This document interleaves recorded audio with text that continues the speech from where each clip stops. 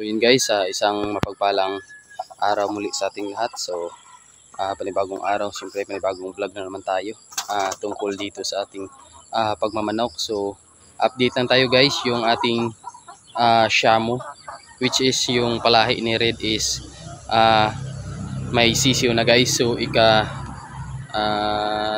days ngayon ng kanyang paglimlim. So napansin ko kanina meron na siyang sisiw na 3 na sana, kaso yung isa is naipit, kaya namatay lang. So tinanggalan natin yan, and then may 2 doon na sisiw na, and then 8 kasi yung itlog na yun guys. So 5 na lang yung natira doon na possible na mag-hatch, pero may mga bitak na rin yung guys. So hopefully mag-hatch na yun para madagdagan yung 2 sisiw na yun guys. So bago yan, shoutout muna tayo kay GR Magsayo. So salamat sa patuloy na panonood sa aking mga ina-upload araw-araw. So thank you. So God bless sa iyo. So maraming salamat. At sa mga iba pa nating mga viewers at sa mga kababayan nating mga OFW na nanonood rin sa ating munting vlog. So yan guys, kung mapapansin nyo, may kalabasa dyan, kaso wala pang babaeng bunga, puro lalaki pa. So yun guys, at abangan nyo, ipapakita ko sa inyo yung sisiw, ang ating sisiw. So yun guys, pasok na tayo dito sa ating breeding pen. So yan yung pinalimliman natin ng black Shamu asil natin na itlog. So yan guys, yung ating native na subok na. So kaya dyan natin pinalimlim kasi magaling yan magpapisa, at saka maliit lang na klase na inahin. So possible talaga na hindi mababasag yung mga itlog na nililimliman niya, at mapipisa niya lahat yun. At syempre mayroon tayong sisiw. So ito yung magiging unang pasisiw natin sa year 2024. So yan guys, so abangan natin yan. Siyam na piraso yan na mga itlog. So December 20 siya naglimlim. So 2 weeks of January mapipisa na yan guys. So ito yung ating Shamu na unang palahi ni Red.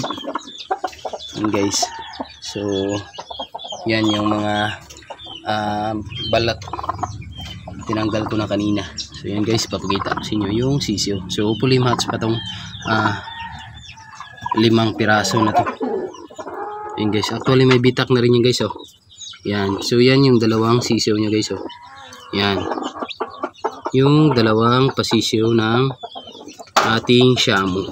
So ito may bitak na rin guys. So yan, hopefully mapisa na yan lahat. So yan guys, yung ating yan may sisiw na. Yan guys, yan yung ating Shamu, may sisiw na. So yan guys, yan. Mabigat kasi itong inahin na to. So kung may mga itlog pa tayo, pwede natin isa lang o isabay sa mga native na naglilimlim para iwas ipit sa mga sisiw. So yun guys, yan. So meron ng 2 pasisiw. So hopefully match pa yung iba na yan para madagdagan yan, para meron na tayong pure Shamu. Okay, so yan. So relax lang tong isa na to. Okay, so hopefully yung black Shamu asil natin dyan sa likod, may 2 itlog pa doon guys. So hopefully madagdagan pa yung itlog niya, and then maglimlim rin siya kahit ilang piraso yung itlog niya, okay lang yan. So yan yung isa guys. Yan, tumutuka-tuka na. Yan guys. So tingnan natin bukas kung mapipisa pa yung 5 na yan guys, pero hopefully mapipisa yan kasi may bitak na. Yan, looking forward lang tayo para madagdagan yung ating kasisir. So yan guys. So kahit 5 piraso lang, okay na yan sa akin guys. Pero the more is the better. Yan. So may mga bitak na rin yung sisiyo na yun guys. Ay yung itlog na yun guys. So yan. So abangan natin bukas kung mapipisa yan lahat. So yun lang guys for today's vlog. Abang-abang tayo sa mga iba pang update natin tungkol dito sa pagmamanok. So shoutout ulit kay GR Magsayo. So maraming salamat sa pagsubaybay sa aking mga munting mga videos na in-upload dito sa aking channel.